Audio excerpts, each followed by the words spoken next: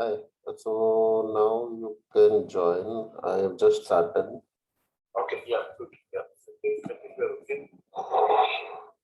In this, there's been this book that I think is really important. Let me see if I can get the name of the book straight away. I'm sure I just listened to it a couple of days ago. ਆ ਕਿਦਾਂ ਦੀ ਕੁੜੀ ਹੈ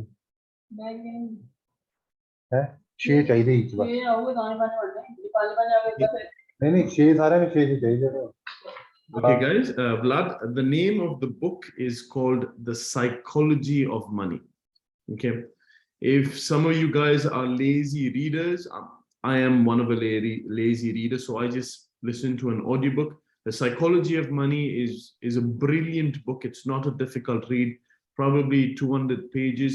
If you think it's difficult for you to read it, go to YouTube, listen to a little summary of it, and then try to audible it, right? The Psychology of Money is a very good way to start, right? And as of course, and as usual, a lot of courses, a lot of YouTube videos. Yeah, and I think that would do the trick, you know. But for the guys that have just come in right now, The Psychology of Money by Morgan Russell or Russell, probably that's how you pronounce it. Okay, that is a brilliant book to get started with. Okay, it's very recent, so I think she wrote the book probably three or 2 years ago, so it's very recent. It's very relative to today's environment, right? So that's a very good book to get accustomed to when it comes to financial freedom, financial literacy, right?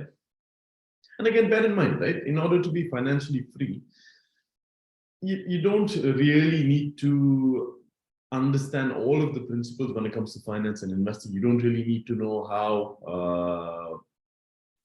a company financial statement works, how the P ratios are.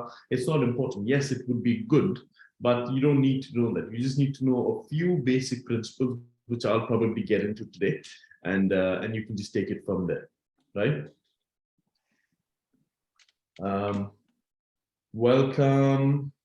Welcome Tony, welcome Ram, welcome Michelle, welcome Susan. Thank you for deciding to spend your day today with us. Well, I say day, I promise it's not going to be the whole day, it's just going to be an hour. Thank you, Lamia, for putting it on the chat. Lamia has just put it on the chat, The Psychology of Money. A very good book. I think it's very recent, and it will give you how all the puzzles fit together and what you need to focus on. Okay. Actually, it seems it's from the recent books, and it's maybe covering all the things within our era right now, because I can see a big shout on it. Yeah, absolutely. It is hands down a very good book. There are some other books as well, but you know, like how usually it is when someone asks me for a book recommendation, my mind just goes completely numb. But what I will do is I will send an email out to all of you guys. I don't know if you guys have put your email, and I'll give some good book recommendations, right?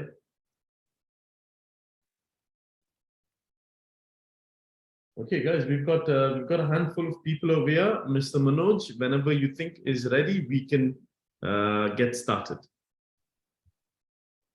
Okay, I hope all you guys can hear me.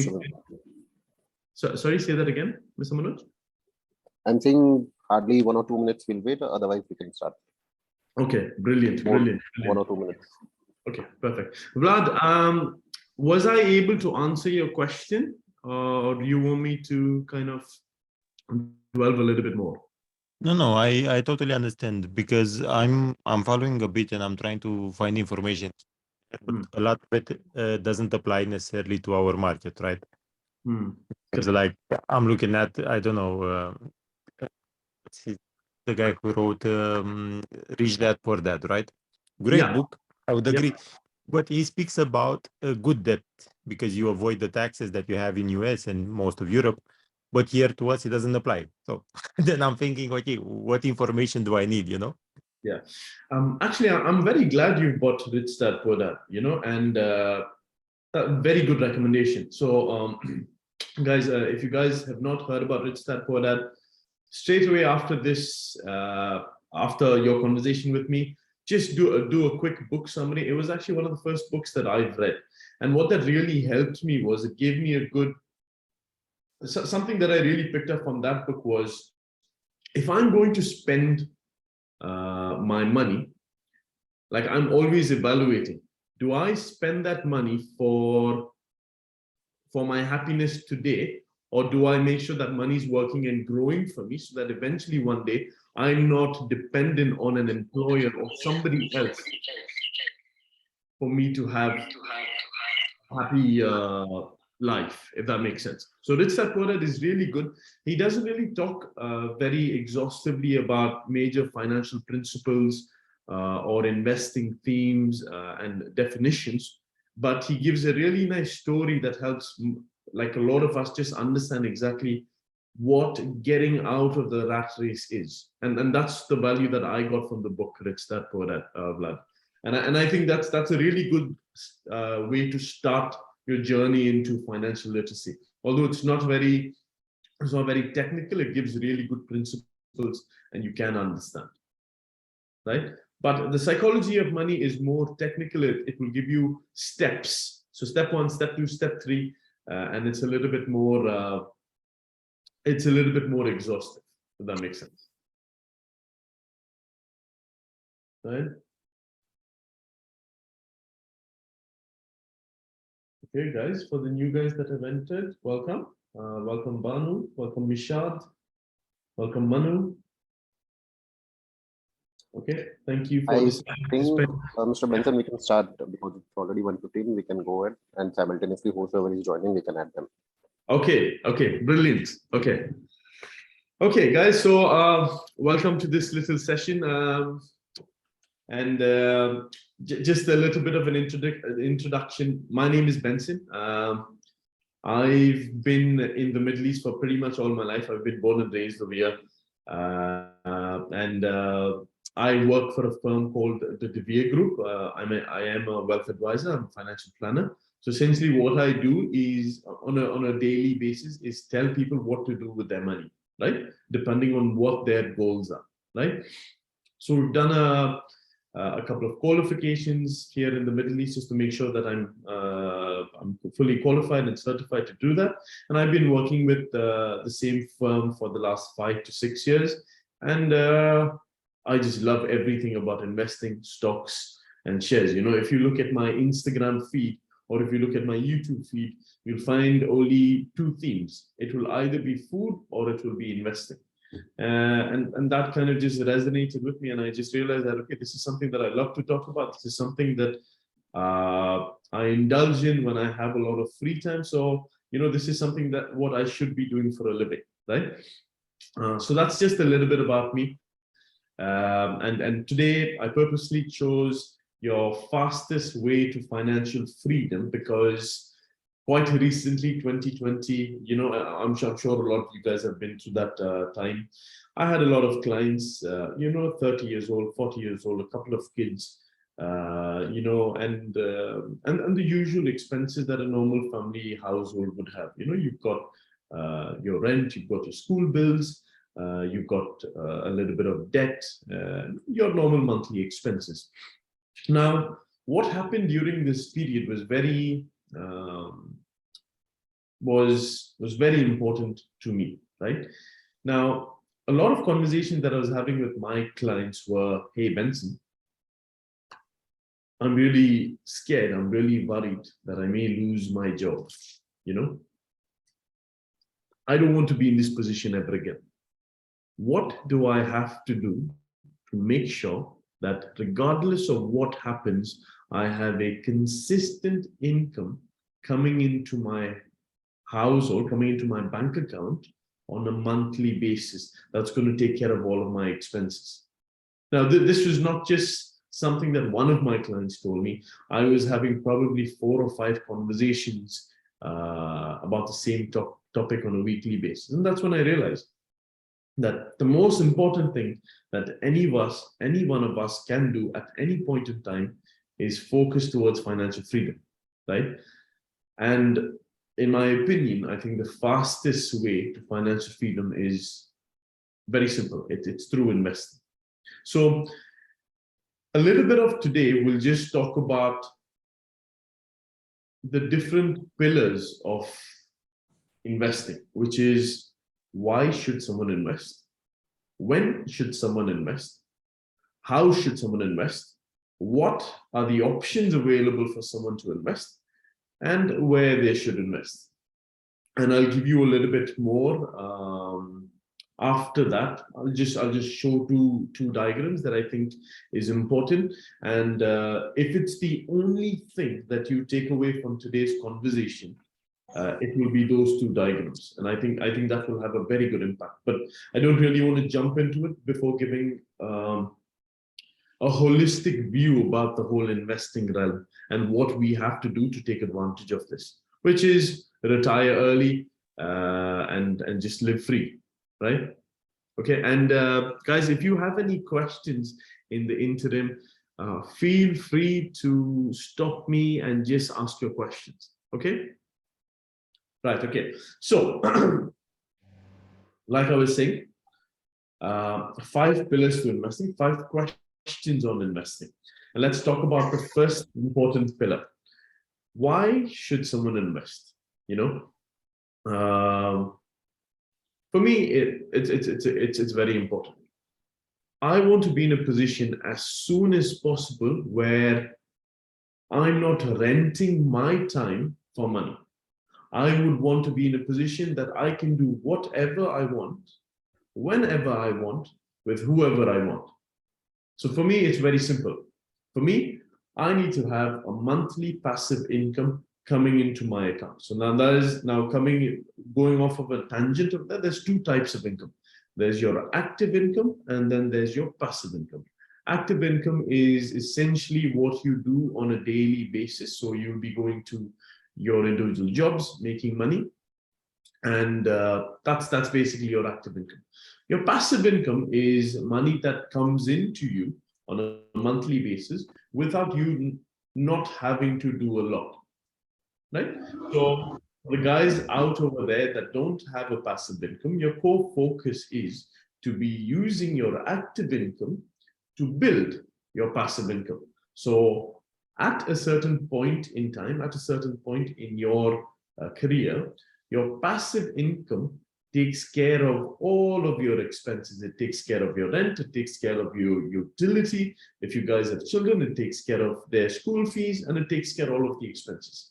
That's when you say, in the words of Robert Kiyosaki, that you're out of the rat race, right? That's when you're financially free, and they say you have no stress after that point, okay?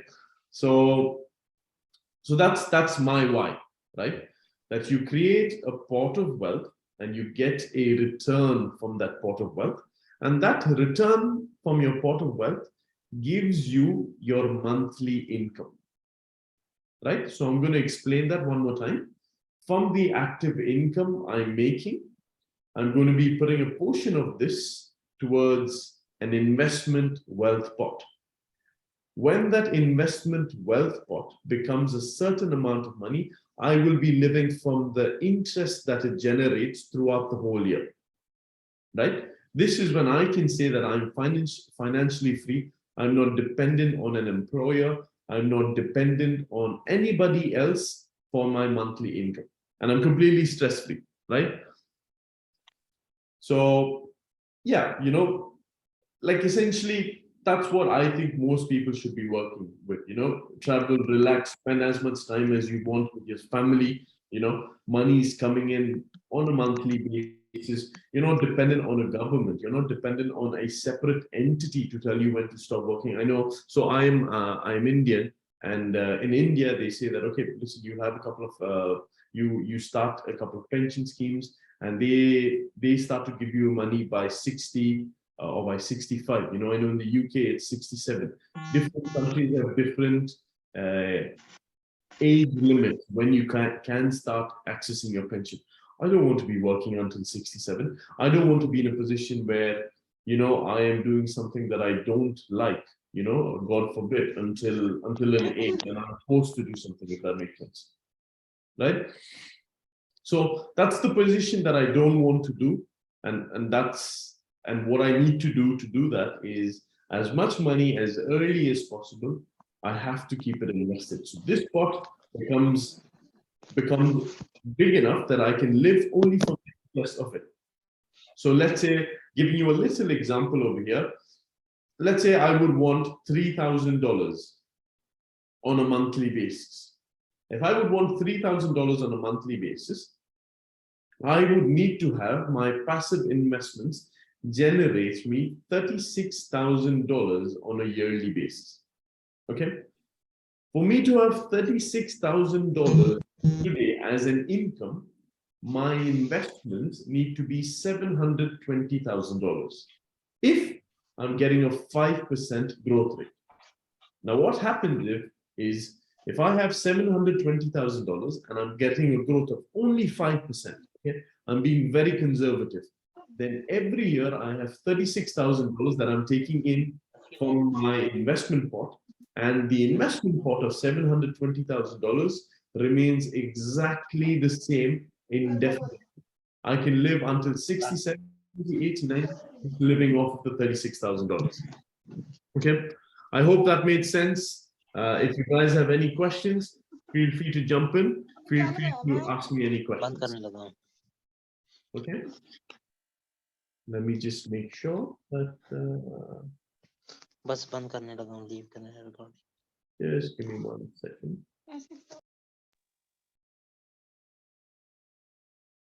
Okay, good.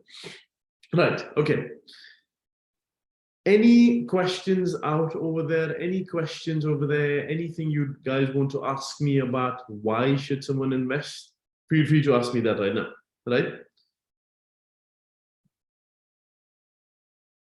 In essence, you can't get extremely wealthy renting out your time for money. You need to ensure that a part. Yeah, sorry, Shankar. Yeah, in our active time, we have two options.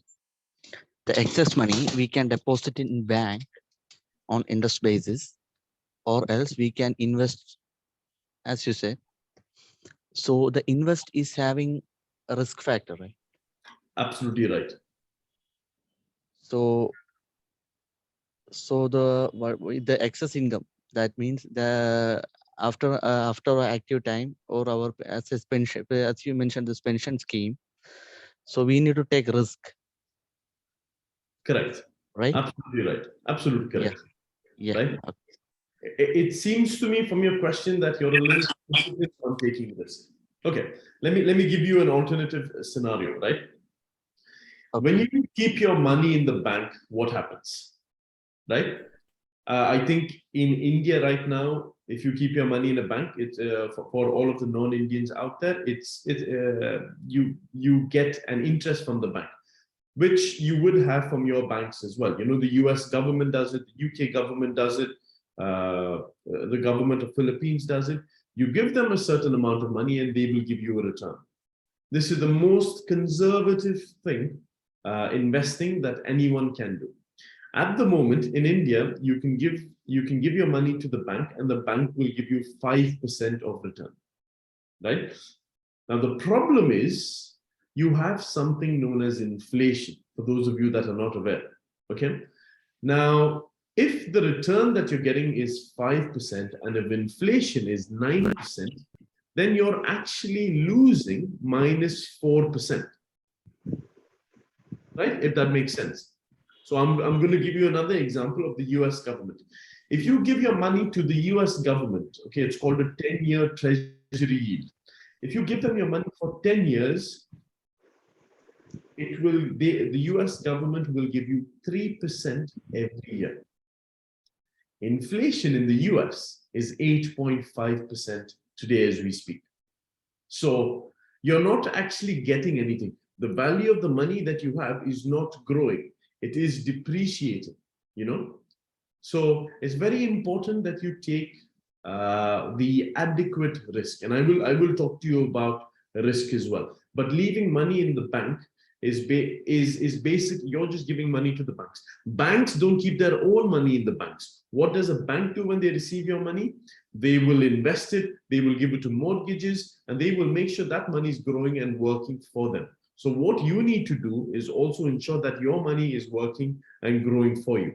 And the easiest way to do that is having a piece of your investment in the capital market, in the equity market, right? Because in a capital market, in an equity market, you're investing into a lot of companies, and these companies are making sure that they're generating revenue, they're generating profit, and your value of money is increasing more than what the bank is giving you. So you have to be, now this is why personalized advice is recommended. It all depends on your age gap, right? But in a general, in a general setting, the younger you are and the longer you have towards retirement, the more risk you can be taking and the more risk you should be taking. Now, if you're a 55-year-old, if you're a 60-year-old that has another 2 to 3 years until retirement, then you should not be taking as much risk. And you should be having a big portion of your money into bonds, like an Indian FCNR or a US dollar bond, if that makes sense. I hope I was able to answer your question, Shankar. If not, feel free to ask any more. And for any of the guys that have just jumped in, feel free to pause me and ask any questions if you have. Okay? Yes, I got it. Which means the money can beat the inflation and retain. Absolutely right. Yeah, okay. If your money is not beating inflation, then it's just there's just no point, right? Because I have a previous experience there. That is why that I use the term risk factor there. Correct. Risk should be managed. You know, if you're taking all of your money and if you're investing into cryptos, it's not been managed efficiently. Even if you have all of your money and if you're investing that into a particular stock of a company, you have to ensure that that particular stock, you're continuously monitoring that stock, if that makes sense, right? Because let's say, for example, right, I'll give you an example, Elon Musk and Tesla. Elon Musk can put a tweet on Twitter and Tesla stock can go down by 10 to 20%. Now, if that has happened, that means 10 to 20% of your hard-earned money is going down. So you have to ensure that if you're buying individual stocks, you are monitoring that, right? And what is the easiest way to eliminate? Well, you can't really eliminate that risk, but you can delegate that risk. You can look for a mutual fund or an ETF where all of this has been taken care of, and you can see exactly how they've performed over the last couple of years. And I'll get into that as well in a bit. Okay. I think we've got a question over here. Let me just have a look. Okay, how about UAE financial markets and saving in UAE? Okay, good question. Okay.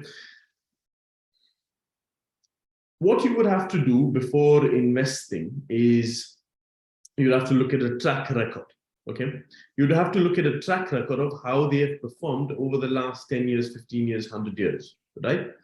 So that's due diligence is very important. Now, when it comes to UAE financial markets, you have to look at how they have performed. And if you are happy with the returns that they have performed, then yes, good.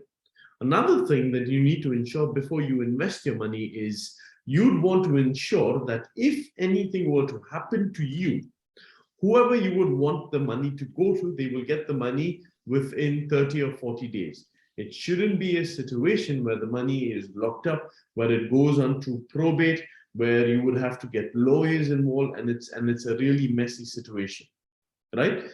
So before you invest into any market, look at how they have performed over the last 5 to 10 years. Look every year, look at what they've done every year. Now, an easiest way to look at this is you can Google DFM, which is Dubai Financial Market, growth over the last 5 years, 10 years. I'm going to say that again. That's Delta, Father, Mother, DFM. Okay? Google that. Or you can also look for Abu Dhabi, which is ADX. Okay? You can just see how they've performed, and then you can take it forward from there. Okay. Does that make sense? Does that answer your question? If you guys have any more questions, feel free to send a direct chat or just switch on your voice and just unmute yourself and ask me any questions. If not, I'm going to move on to the next question on investing. When should someone invest? Okay, this is absolutely important. Now, the first thing that you should do before you invest is you should eliminate and avoid all of your high interest debt. Now, if you have a credit card and if you have debt on your credit card that is costing you 5%, 6%, 7%, your first priority is to completely get rid of your high interest debt. Now, like how Vlad mentioned before, there's two types of debt. There's good debt and there's bad debt. What is a good debt? A good debt is when you buy an asset that appreciates in value. A bad debt is when you fund an asset that depreciates in value. So before you invest, step one, make sure you eliminate all of your bad debts, all of your high interest debt. They should be zero before you invest. Step one. Step two, emergency cash. You should not be investing any money if you don't have any emergency cash. Why? Because as life can happen, things can change, situation can change. You don't want to be in a situation where you're asking your friend for money, where you're calling your cousin and saying, hey, listen, I need some money, or you're going to a credit card and getting some money, or you're getting a personal loan. You never want to be in a position where you're doing this.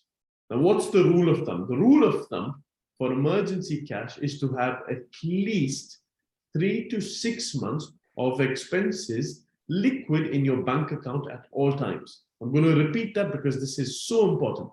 Emergency cash is having at least 3 to 6 months. If you are a sole income provider and if you have a family of 2 or 3 with little kids around, it should be a lot more close to 5 to 6 months of your expenses. You should have it in your bank account at all times. This is to avoid you taking further credit card debts. This is to avoid you having liquidity problems. This is to ensure that if in case your employer comes and tells you, hey, listen, we don't need you anymore, you have 6 months of cash available and you're not as stressed as opposed to what you're going to do in the end of the month. Does that make sense? I hope that makes sense. Okay, so emergency cash, 3 to 6 months. Okay, now, any single dollar on top of your emergency funds should be sitting, working, and growing for you. I'm going to repeat that again. Any money on top of your emergency cash in your bank account should be sitting, working, growing for you. If they're not doing that, the banks are using it for their benefit, or they're giving you very negligible interest rates, right? So you have to ensure that a single dollar on top of your emergency cash is sitting into your investment account. Why? Because in your investment account, the money works for you. The money works and grows as hard as you are working. It grows 24/7, 365 days a year. It doesn't have a New Year holiday. It doesn't take breaks for Eid. It doesn't take a Christmas break. No Diwali breaks. It's sitting, working, and growing for you. You have to ensure that your money is also working and growing as hard as you are. Okay? I hope that makes sense. Now, another thing that we should be mindful about before investing is the time frame. Okay? Now, I know I said that any single dirham on top of your 3 to 6 months of expenses should be in your investing, in your bank account as liquid. Now, if you plan to buy a property in another 2 years, if you plan to buy a property in another 3 years, 4 years, 5 years time, you should not be investing that money, right? If you plan to fund your son's or daughter's education, if you plan to have a big expense in another 6 months, in another year's time, you should not be investing that money. Why? Because nobody, even if you're having a conversation with Warren Buffett, will be able to tell you what is going to happen in the markets in the next month or tomorrow or over the next 5 to 6 months.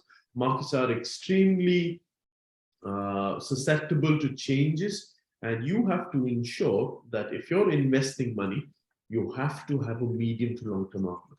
So at least have 5 to 10 years. Why am I saying 5 to 10 years? Because the average time span of a recession since about 1920 has been 18 months. So you don't want to be in a position that you have to buy a property or you have a big expense coming in 12 months or 15 months, and you invest the money and the markets go down. And when you want to sell out of that, it's in a negative position. So before investing, make sure you have your time frame at the right process, right? So medium to long term. So at least a 5-year time horizon if you're investing any money. Otherwise, keep the money in your bank account.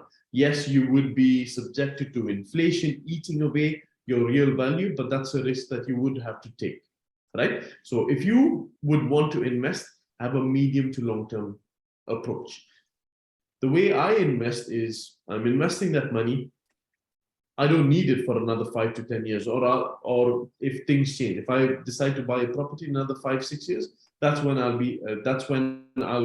look at my investments and say, hey, okay, I can sell some of this and get this. But if I want to buy a property in another year or 2 years, I will not be investing that money. So time frame is very important. And the reason for that, like I said, I'm just going to repeat that one more time, is average time span of a recession has been 18 months. So if you're investing, make sure to have at least a 5-year time horizon, because nobody can guess or judge what is going to happen in a short period of time. But over a long period of time, markets always appreciate and they go up. I've got another question from Mr. or Mrs. Sohaila Baloch. If I have a small amount, where should I invest and what advice should I keep in mind? Okay, very good question. Right. We all have to start somewhere. Okay. So it doesn't matter if you have a small amount or a big amount, you have to start somewhere. I would recommend you using platforms like Sarva. I'm going to spell that out for you. Sarva, which is spelled Sugar Alpha Romeo Water Alpha. Okay, I think they can take small amounts of money and you can invest and just invest into a broad base. You don't want to, let's say if you're investing 1,000 dirhams, you don't want to ensure that you're buying, and using my previous example of Tesla, a share price of Tesla is about $300, which would probably be around 1,000 dirhams. You don't want to ensure that your 1,000 dirhams is just buying one stock, because Elon Musk can come say anything and then boom, it goes down. What you want to do is you want to ensure that your 1,000 dirhams is investing in a basket of stocks.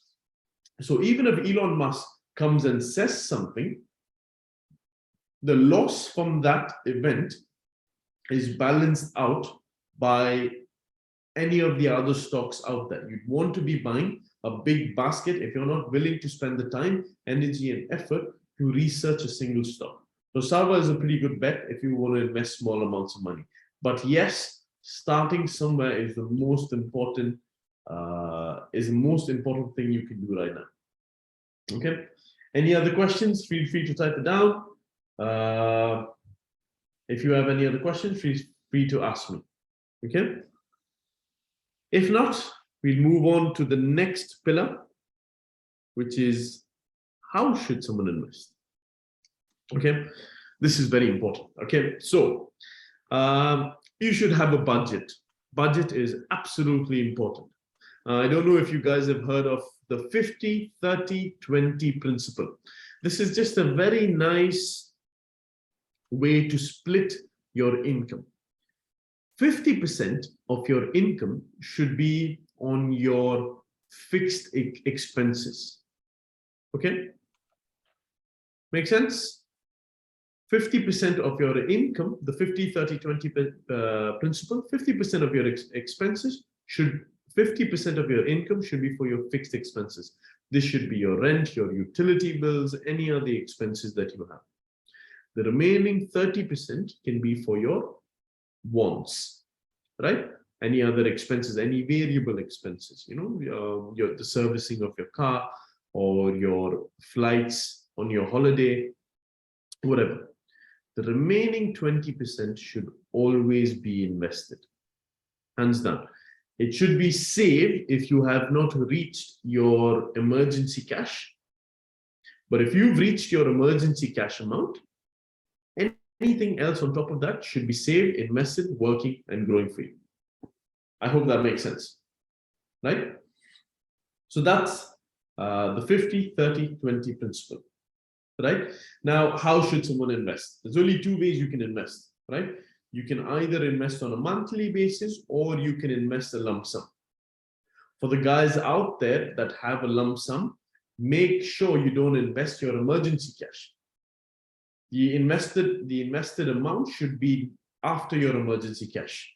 So if you're spending 10,000 dirhams a month, make sure you have at least 30 to 60,000 dirhams in your bank account. Anything on top of that should be invested. Does that make sense? On a lump sum basis, and I'll get into what we can invest as well. Now, something that I really like and something that I would really recommend all of you guys to start thinking about is investing on a monthly basis. Why do I like investing on a monthly basis? It's because of this one specific feature. If you're investing on a monthly basis, you're not really worried about what price you buy something at. In the current economic market climate, everyone's worried about an impending doom. Everyone's scared that there is a recession coming. Inflation is really high. There's a lot of geopolitical risk and worry. So if you're in a situation where you don't know, well, which I am, which no one knows what's going to happen over the next 6 to 12 months, and if you're investing on a monthly basis, every month when you're making your investing, when you're investing your money, your cost is being averaged out, right? If you're buying something for 10 dirhams today and next month it's 5 dirhams, you're averaging your cost. You're getting twice the amount in the next month. So if you're investing on a monthly basis, stay committed. When the markets go down, this is your time. So basically it's a discount, right? Would you buy something when it's at normal price, or would you buy something when it's at a 10 to 15% discount? At the time, there is a big discount. If the markets keep going down, it's just a brilliant opportunity for any one of you guys out there with another 10 to 15 year horizon towards retirement. This is a perfect opportunity to build wealth, right? So investing on a monthly basis is a very risk-free way to build wealth. Any questions on over there? Anything that you guys want me to cover again on, please stop me and let me know. Okay?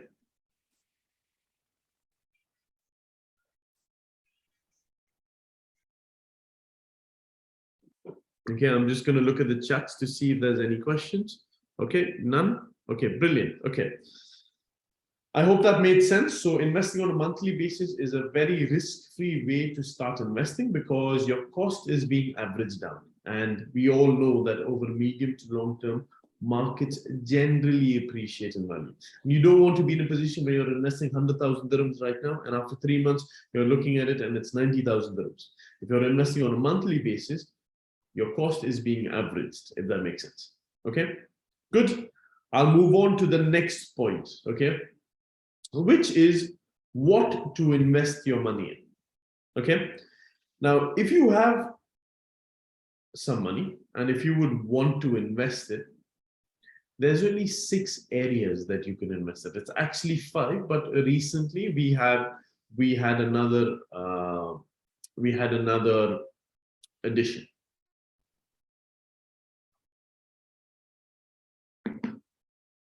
Okay, so if you have some money available and if you would want to invest it, you have 6 options right now. Option number 1 is stocks. What is a stock? Most of you guys know this. It is a piece of a company, right? When you're buying a stock, you're buying a part of the company in hopes that that company will do well, right? What is your second option? Your second option is bond. Okay. A bond is basically a promise. It can be a promise from the government. It can be a promise from a bank. It can be a promise from a company. So what is a bond? Remember what I spoke about, a 10-year treasury yield? Remember what I spoke about, the Indian government issuing bonds? This is a promise from that entity, and any entity can issue a bond. Okay. Sorry guys, give me 1 second. Okay, I think we're good. Okay, so what is a bond? Again, to reconfirm, a bond is a promise from the issuing entity. Now, the issuing entity can be a government, it can be a US government, it can be the UK government, it can be any government, okay? Or the issuing entity can be a company, it can be an enterprise, it can literally be anyone. What is a bond? A bond is basically a promise from the issuing entity telling you, give me your money, Mr. Client, every year for giving me your money, I will give you 3 or 4%. This is what a bond is. Generally, a bond is very conservative. Does that make sense? So that's the second point. So stocks, bonds, properties, precious metals, so gold. So I know a lot of guys out there like to invest in gold. So gold, silver, then you can also invest in commodities, right? You can invest in oil, you can invest in future contracts of wheat, soya. You can invest in all of these things. So these are also investable.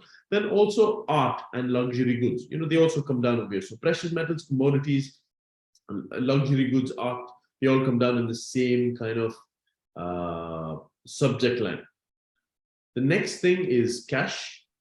So cash is basically cash, right? You just leave money in the bank without investing it, without putting it into a bond. And the sixth point is crypto. So I'm going to repeat that again. If you want your money to grow for you, there's really 6 things that you can put your money in. The first one is stocks. Second, bond. Third, property. Fourth one is precious metals, commodities, luxury good, art, watches, collectibles. Fifth one is leaving it in cash. And sixth one, which is pretty recent, is cryptos. I'm going to be speaking a little bit about all of these 6 points. Okay, so you know exactly what you can buy. Right. Now, stocks. Unless and until, and I'm going to keep going back to this again, unless and until you're willing to put down the time, the energy, the effort required to look at company reports, look at their quarterly earnings, look at their guidance, you should not be buying individual stocks. If your best friend tells you buy this stock, I think it will go up, he's not going to tell you every day when to sell it as well. You should not be dependent on someone like this to buy stocks. The only way you should be buying stocks is if you're willing to sit down and research, look at their financial reports and understand. If you're not willing to do all of this, you should delegate the research and the due diligence to someone else. How can you do that? You can do that either through investing into a mutual fund, or you can do that through investing into an ETF. Okay, so a mutual fund is basically a company or a group of company that has qualified investment analysts. They have chartered financial holders, CFAs, they have CAs, you know, that will be sitting making an investment theme, you know, and they will say that, okay, based on this, I think that over a medium to long term, I think this particular stock will be doing well. They would be having a large number of associates working with them to make sure that they're making good investment decisions and choices, right? So if you don't want to do your own research, delegate that to a mutual fund, right? Now, when you're investing into a mutual fund, you have to ensure that, that this is a good mutual fund. How do you know that? You can download something known as a fact sheet. With a fact sheet, you will find out exactly how much people have invested in that mutual fund. You will find out how much percentage that mutual fund had done over the last couple of years. And you will also find out how expensive they are.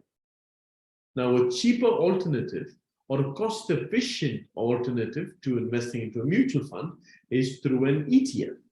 An ETF is a very simple structure It's the full the full name of it is exchange traded fund. The difference between a mutual fund and an ETF is within an ETF, they don't have a large number of people that's sitting, managing and growing that money. An ETF just tracks something. Now it can track an index. For the guys out over here that don't know what an index is, you would have seen if you go through any financial channel, on the bottom you would see S&P 500, Dow Jones, Nifty, Sensex. You'd see the what else can I think of? You'd see the FTSE, you'd see the Nikkei. Now, what these indexes are, or indices are they're the top companies in that economy. So in the US, you have two major indices. You have the S&P 500, which is the largest 500 companies in the US market. And you have the Dow Jones 30, which is 30 companies, 30 big companies in the US market. Now, if you want to find out how a country is doing, you look at what the largest 500 companies in that country is doing. Similar to that, you have Nifty 50 in India and you have Sensex as well, right? So if you want to see how a country is doing, look at their indices. Now, why I'm telling you about indices is because an ETF is something that will track an index, right? So if the index adds a company or disposes of a company, the ETF will add the company or dispose of a company. And an ETF is a very simple way to have a global exposure. So coming down to my point, if you're not willing to do the due diligence and the research when it comes to investing into particular stocks, stick to a mutual fund or an ETF, right?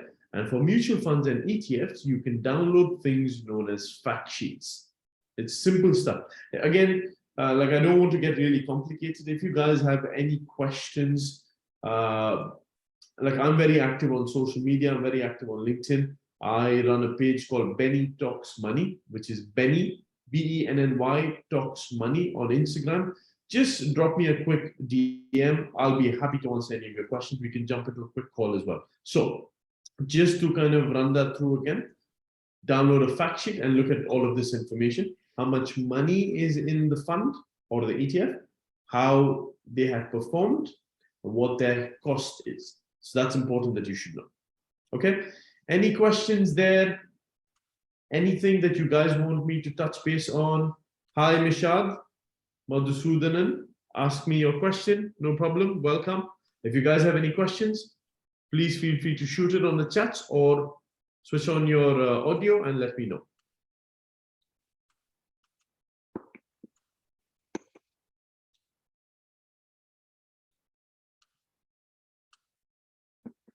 Okay, I don't think we have any questions. Okay, so that's stocks for you guys, okay? Bonds, I've already covered bonds. You know exactly what bonds are. Now with bonds as well, you can buy mutual funds and ETFs. Now a mutual fund and an ETF a mutual fund or an ETF can basically have stocks, bonds, properties, precious metals, cash, cryptos even right now, you know? So you just need to look at the investment objective and find out what does this particular fund do?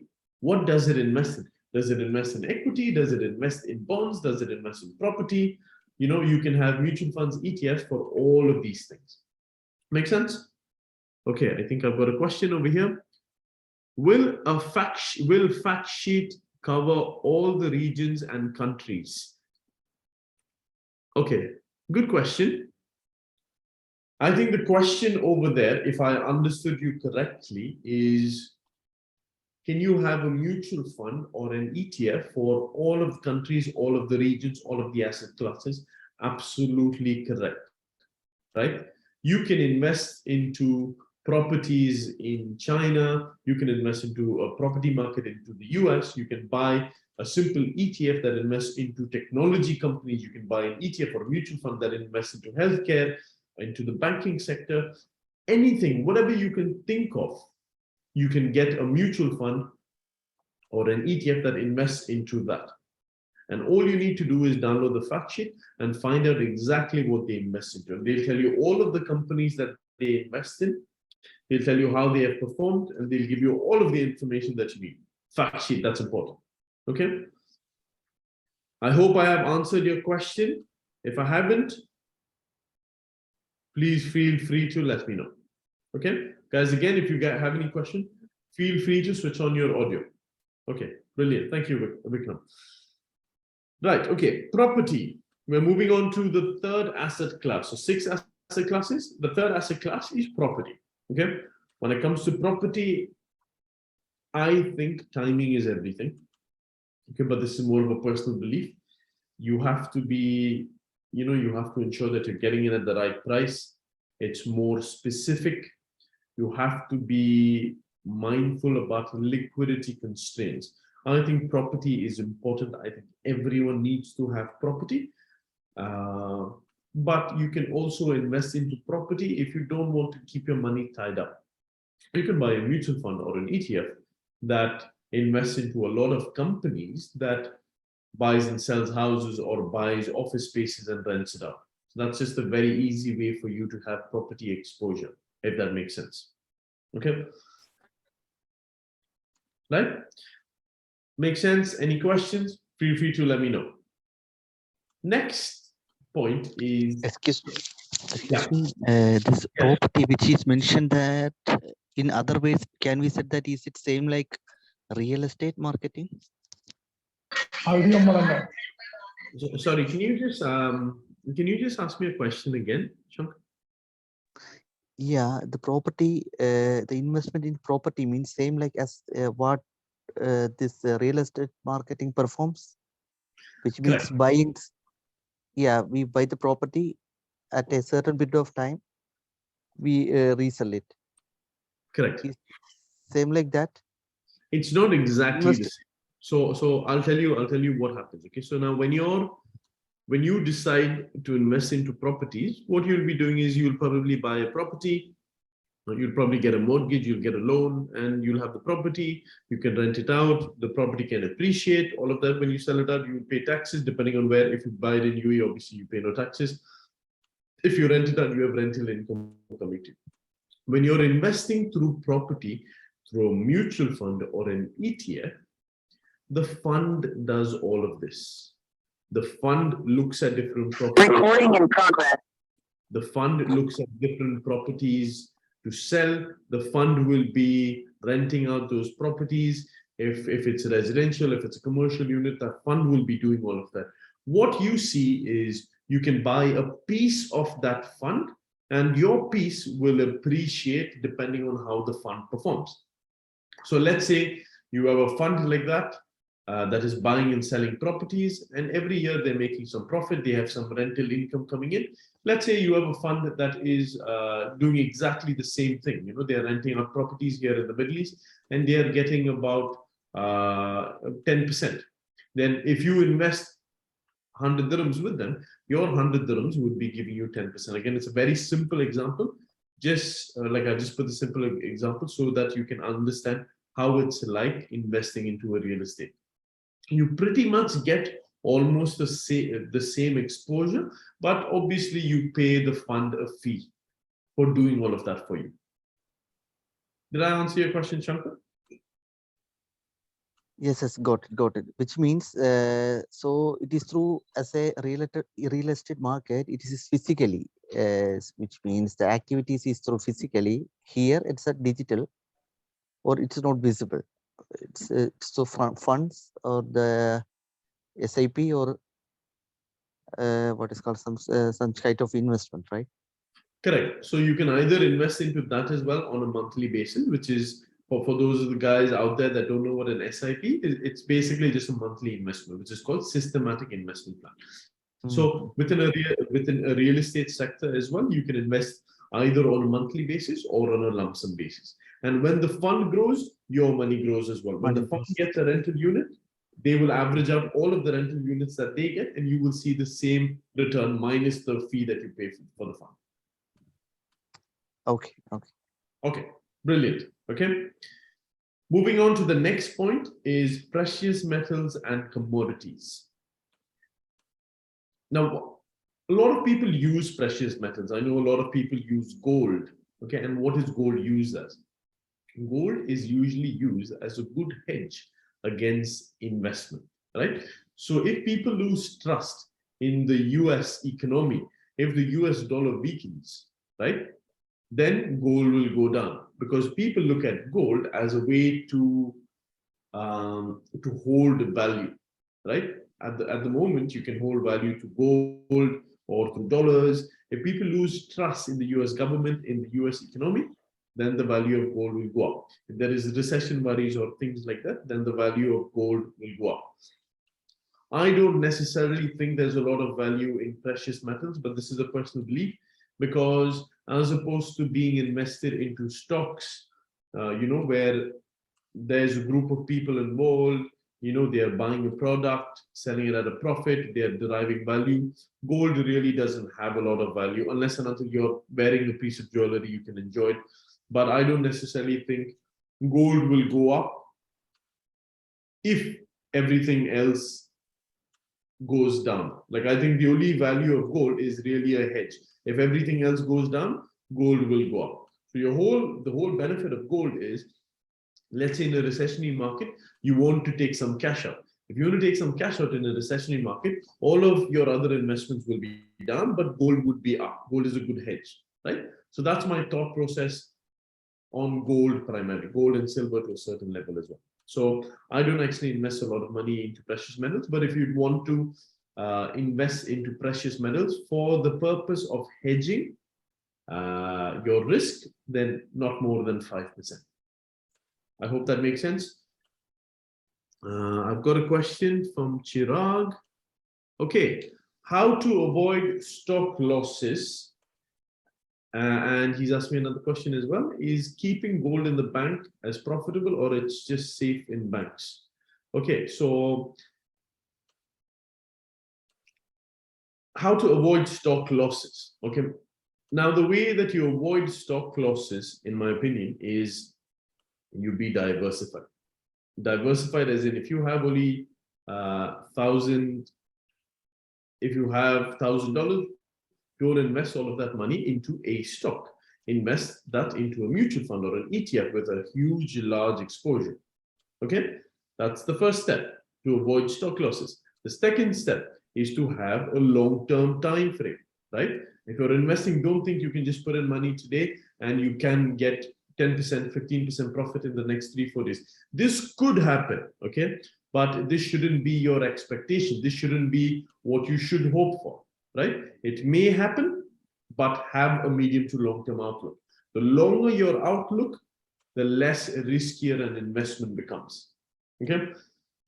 You asked me another question, is keeping gold in a bank profitable, or is it, is keeping gold in the bank profitable?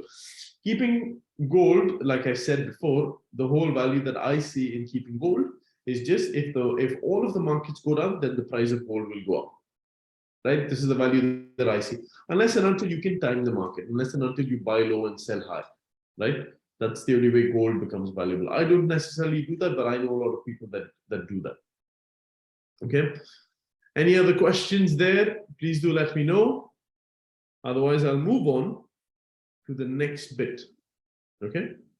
Next asset class, the fifth asset class. So we spoke about stocks, bonds, property, precious metals. The fifth asset class is cash. Now, there's two sayings over here: cash is king and cash is trash. At the very moment, I'm going to the second one, the latter saying, which is cash is trash. Why? Because inflation is 8.5%. If you have 100,000 dirhams in the bank in January 2022, by the end of the year, if inflation is 8.5%,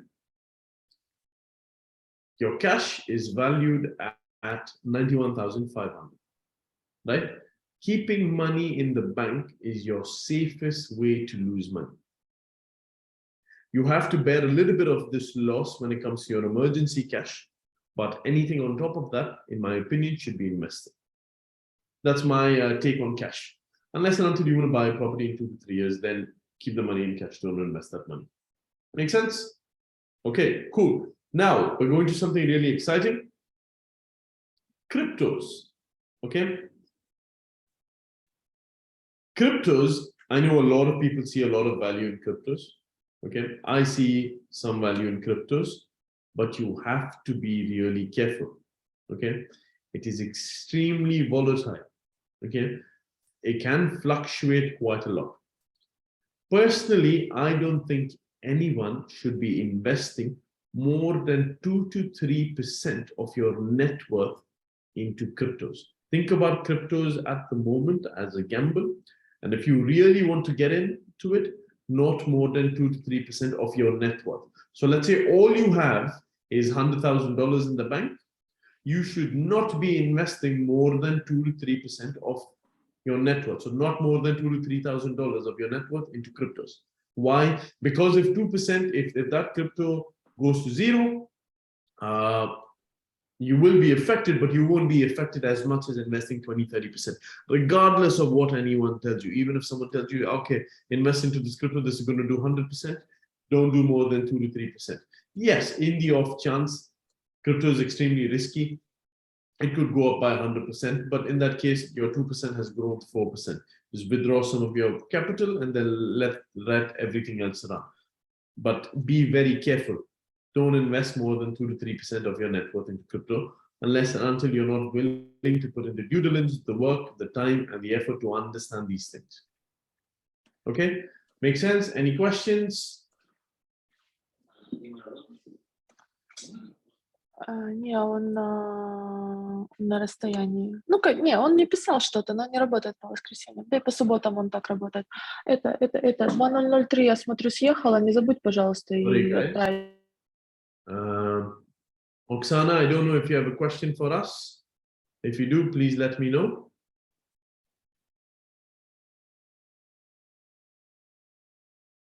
Okay, if you guys don't have any questions, okay. Hello, Oksana, what is your question?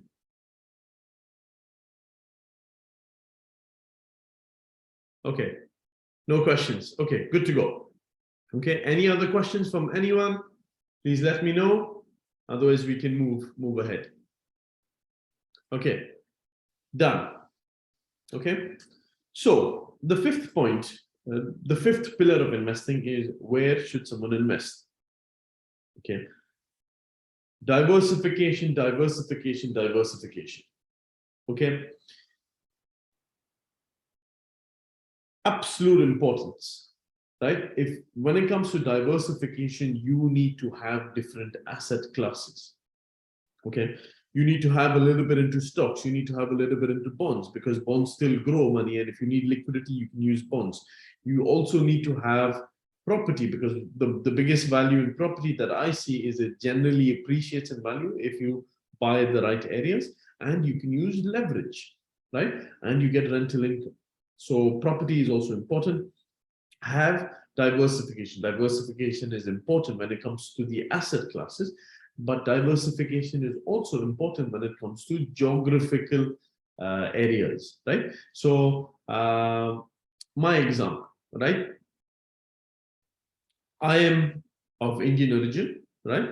I am from India. So I won't keep all of my assets in India. I won't buy property in India. I won't have stocks in India. I won't have bonds in India. I don't want everything tied up to one asset or to one country, because anything can happen to any country, right? And we want to ensure that if anything happens to a country, you're diversified. I'm not saying anything will happen, but you're always looking at worst case scenario. Look what happened in Zimbabwe. Look what happened in Venezuela. Look what happened recently in Lebanon, you know? So you have a lot of these countries. Look what's happening in Sri Lanka, right?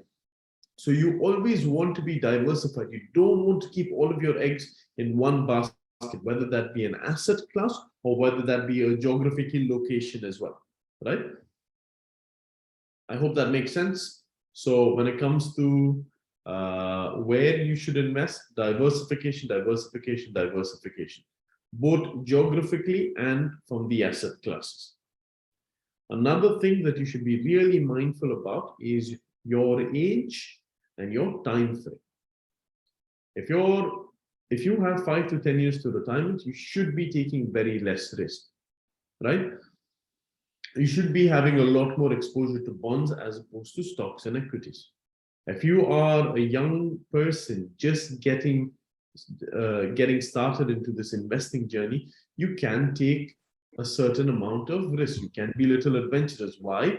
Because we all know that in a medium to long-term perspective, markets always go upwards. Does that make sense? Any questions over there? Diwakar, any questions?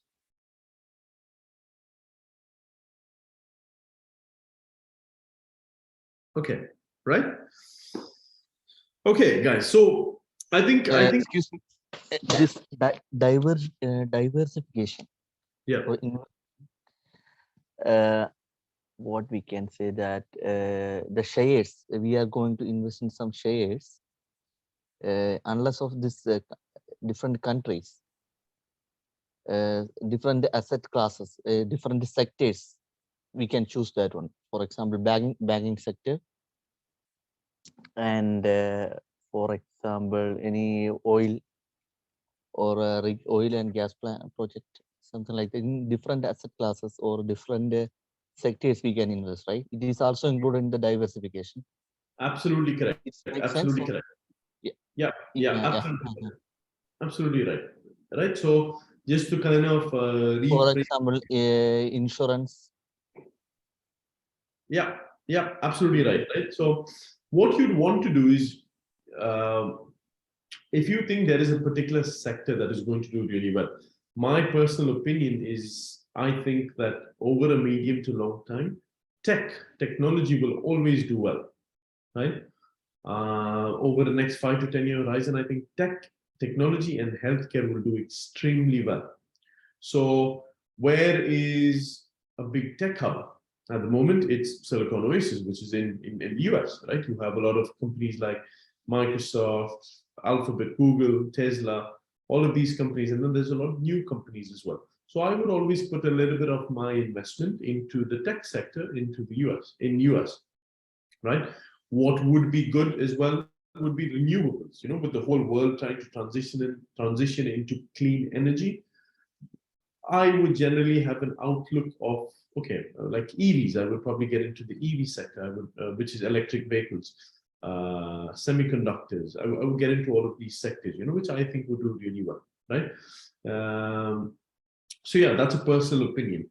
But essentially what you'd want to do is you'd want to be diversified. You don't want all of your money to be invested into one sector, in one asset class, but you can have, depending on your age, depending on how much risk you'd want to take, and depending on the time frame of the amount of money that you invest, you should be a lot more focused on what exactly you invest in. Okay, but generally stick to a broad-based ETF that has a little bit of banking, that has a little bit of insurance, that has a little bit of oil and gas, that has a little bit of tech.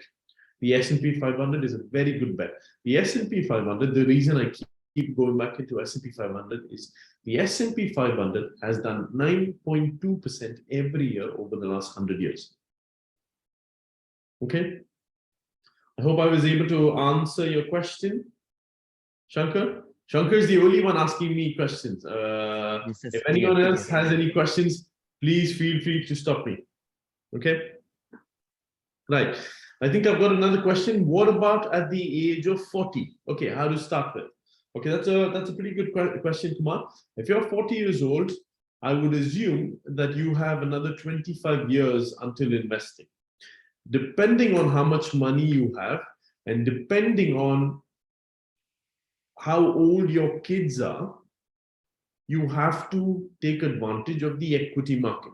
Now, this is where personal advice is recommended. Guys, if you guys feel free to send me a message on Instagram on Benny Talks Money. If you want to have a personal conversation, a 10-minute phone call, just so that I can understand a little bit more about yourself, feel free to do that. Okay, so generally for a 40-year-old, you would want to take advantage of the capital markets for at least the next 20 to 25 years, right? So get a 60% exposure into equities and and diversify the rest, right?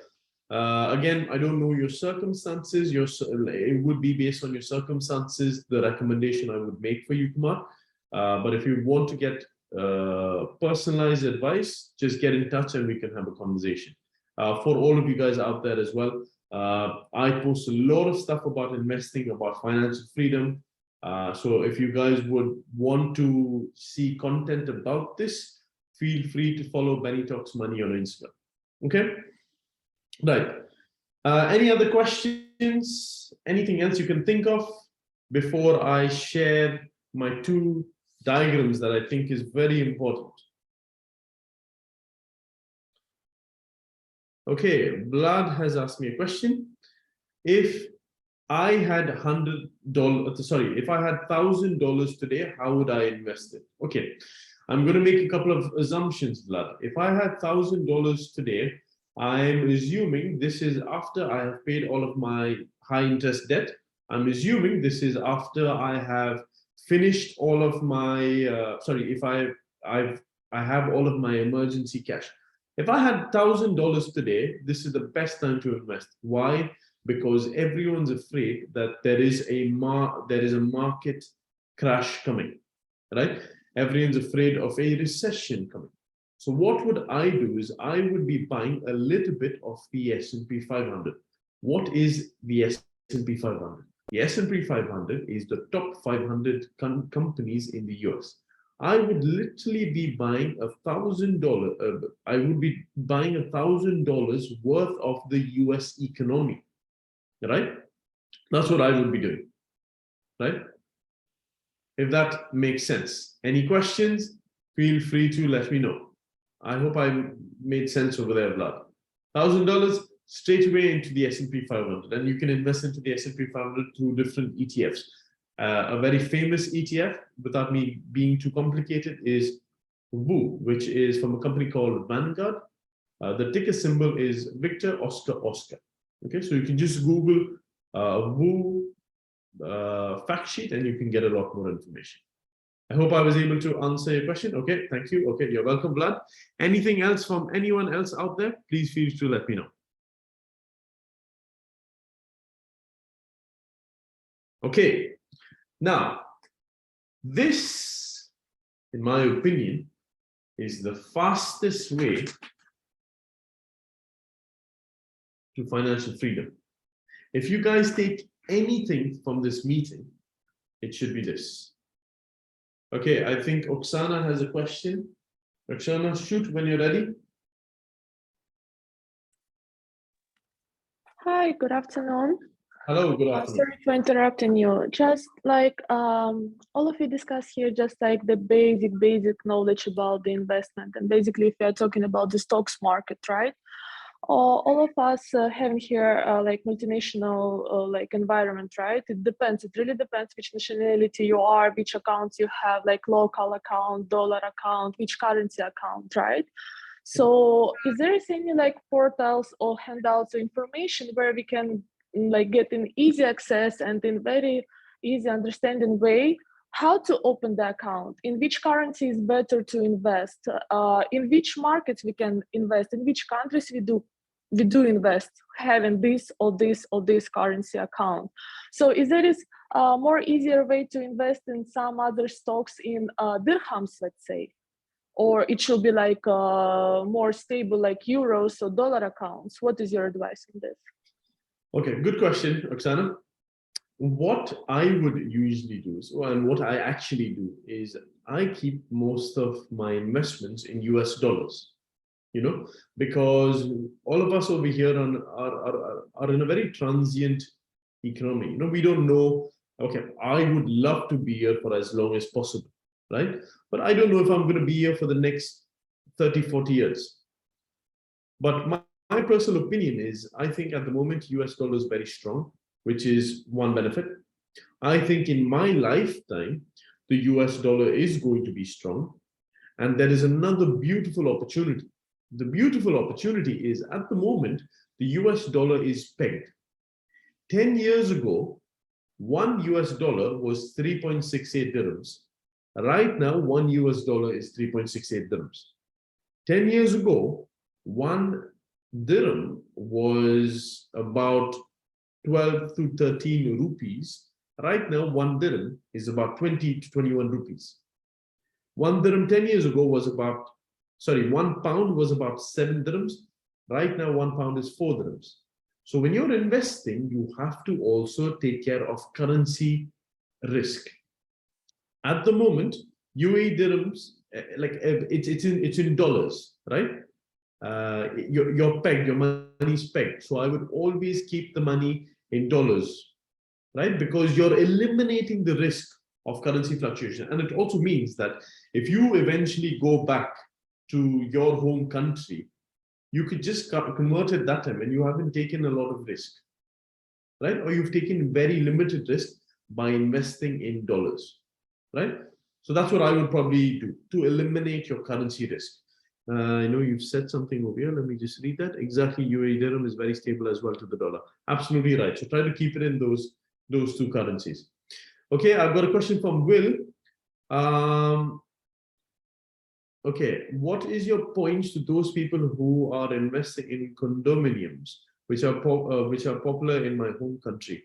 I think everyone needs property, Will. I think that would condominium would come under property. If I'm mistaken, please do let me know. I think it's really important, and I think everyone should have some form of property investments. You know, if you think getting into condominiums is the way to go ahead, absolutely right. You know, part of it, but just don't have everything in that, if that makes sense, right? Okay, yeah, okay, fine. So I've just literally, yeah, fine. So yeah, I think condominiums are a very nice way to generate rental yield, because you'll have a lot of units for the guys out here that don't know what a condominium is. It's basically just an apartment complex with a lot of rental units. Obviously, I would assume that you need a little big amount of money to buy a condominium, but once all of that is done, you have really good rental income coming in, which is good for passive income, and you also will have a property appreciation, right? So I think that's good.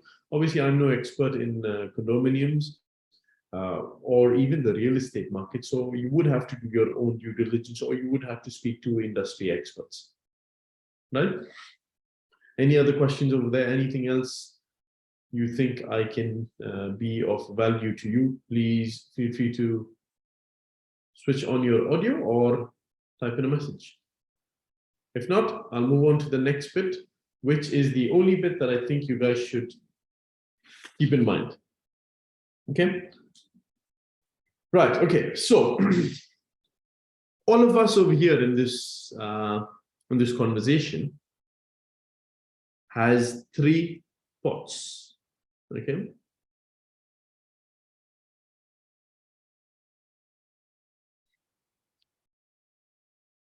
Your first pot is your now pot. Your next is your emergency cash. Excuse my handwriting. My handwriting is not really good, but the first thing I've written over there is now. The second pot is emergency. And the third pot is future, or your later pot. I hope all you guys can see this. I hope you guys can understand my handwriting, but if you can't, your first pot is your now pot, your second pot is your emergency, and your third pot is your later pot, okay? You have an income. Whatever your income is, you will also have a disposable income. Your disposable income is your income minus your expenses. Let's say you're earning 30,000 dirhams on a monthly basis and you're spending 20,000 dirhams. Your disposable income then is 10,000 dirhams. Okay? Now you guys would have to do this for yourselves. 3 pots we all have. Your first pot is your expenses. Your second pot is your emergency cash. This is the amount of money absolutely important for all of you guys having a conversation with me, which is your 3 to 6 months of expenses. So let's say this should at least be sitting at 60,000 dirhams minimum. If you've got children, it should be a lot more. Okay. So this money should always be there. Now, I'm putting a big red line over here because any money that you keep in your left-hand side is losing money for you and is working only for the bank. It's losing because of inflation, which right now is 8.5%, but generally is about 3%. But keep in mind, any money that you keep on your left-hand side is losing money for you. Any money on the right-hand side, actually, let me put that in green. Any money on your later pot is working again 24/7, 365 days a year. It's working on Christmas, New Year's, it's working, growing for you so that one day you don't need to be dependent on this income. One day you will create a big chunky investment account over here, and that investment account, if it does only 5%, you are getting a monthly expense. You're getting your income to take care of your monthly expense. This is when we say that we have reached financial freedom. So the decision that you need to make when you get your monthly paycheck is how much money will you put in your third pot, which is your most important pot. Any money sat over there is working and growing as hard as you are. Any money sat on your second pot is working for the bank. The banks are using it and making a lot more money. You have to ensure that you move money over here, anything above the emergency cash, onto your later pot. And that can be either properties, that can be stocks, mutual fund, ETFs, bonds, anything. If you have any questions on how exactly to do it for your individual personal way, feel free to get in touch. Okay? Do you guys have any questions over there? Am I okay to move ahead? Any questions? Okay, right. Another thing that I want to delve into is, this is very important, okay? Now, most of the guys that I have a conversation with, this is what they do. As they keep living and working, their income keeps increasing. Now, when someone's income keeps on increasing, what they choose to do is they choose to increase their expenses as well. Right? In that case, your disposable income, this little guy over here, remains exactly the same.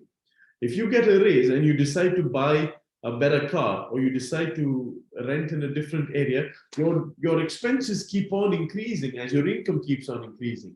And then you've been susceptible to lifestyle inflation. You cannot make a real amount of money when you're over here. The fastest way to reach financial freedom is, as your income keeps on increasing, keep your expenses very minimal and keep it the same. And the difference from this, invest that, put that into your future pot. And done, that's it. That's literally the fastest way to reach financial freedom. That's all it is, guys. Unless you guys have any questions, anything that you have to ask me for. Anything else you think I should speak about or have a conversation about, feel free to shoot that on the chat or just ask me a question. But I think these two important diagrams is what you guys should have a look at. Anytime you get a certain amount of money, make sure you put that on your third pot. If you don't have a third pot, start working on it. If you don't know what to do, how to do, feel free to message me. Okay? The second point is, as your income keeps increasing, don't make your expenses this way. Keep your expenses exactly the same, and any excess, put it onto your third pot. I hope that made sense. And I'm just going to unshare. Okay. Right. Okay. So I guess that's pretty much it, guys. I hope you guys have had a very, very valuable session. Feel free to share on your social media about learners. Again, thank you, Mr. Manoj, for giving me this opportunity to have a conversation with 30 or 40 of you guys. You know, I really appreciate that. I hope you guys found this really valuable. For the guys out there that want to keep on seeing posts on your Instagram, on your Facebook, please feel free to message Benny Talks Money. Please feel free to follow. I post a lot of videos out there as well. Follow learners as well on their social media. Feel free to repost any important points that you've got on over here. And again, I'm always there on Instagram. If you guys have any questions, just feel free to reach out. Yep, Mr. Benson, just want to, if in case you can share your links, social media here in chat so that everyone can get in touch accordingly. Yeah, okay, Can I guys. have your LinkedIn profile, Instagram page, and other things so that if in case anyone wants to join, so that they can directly reach out to you. Okay, guys. So I'll just put that on the chat. Is that fine? Yeah, so that everyone can take from the chat itself. Yeah, okay, fine. Just give me 1 second. Okay, guys, I'm just going to put my Instagram handle, and I am very active on LinkedIn as well. Okay, this is my name. If you guys follow me, feel free to send any questions on over there on LinkedIn or on Instagram. If I think it's better that we have a phone conversation on chat, we'll just we'll just message over there and have a phone conversation if you guys would like to get personalized information. Okay. Other than that, any questions, anything you guys have some doubts on, anything you guys want some more information, anything you guys want me to revisit, please let me know.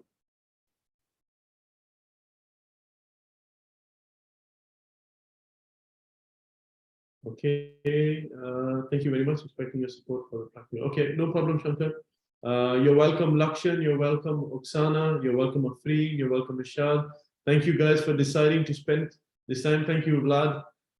Thank you guys for deciding to spend an hour and a half with me today. I hope you guys found it valuable. And I guess that's about it. Okay, welcome, Kumar. Welcome, Ridwan. I hope you guys found this valuable. Okay, welcome, Will. Mr. Manoj, is there anything else you want me to cover? Devakar, thank you for coming. Sorry? Nothing. So once again, thank you, Mr. Benson. It was really a wonderful and interactive session. And apart from that, very knowledgeable in terms of financial freedom. So thank you, learners, everyone. Thank you from the Learners University College. If in case you want to connect with Mr. Benson, you can have, he has already mentioned his social media, Instagram and other pages, links. You can reach out to him in LinkedIn. You can also like the Learners University College in different social media platforms. We are in Instagram, LinkedIn. So you can join there as well. Yeah, yes, guys. You know, if it wasn't for learners, we wouldn't be having this conversation. So thanks a lot, learners. And yeah, feel free to message them, follow them on their social medias. Okay. Okay, guys, you're welcome, Lami. You're welcome, Dilvinder. Okay, Kavita, you're welcome. Okay, if you guys have any questions, please let me know. And yeah, other than that, enjoy your Sunday and talk to you guys soon. Okay. Thank you so much, Mr. Benson. Thank you. Thank you. Thank you all. Thank you, Leonard.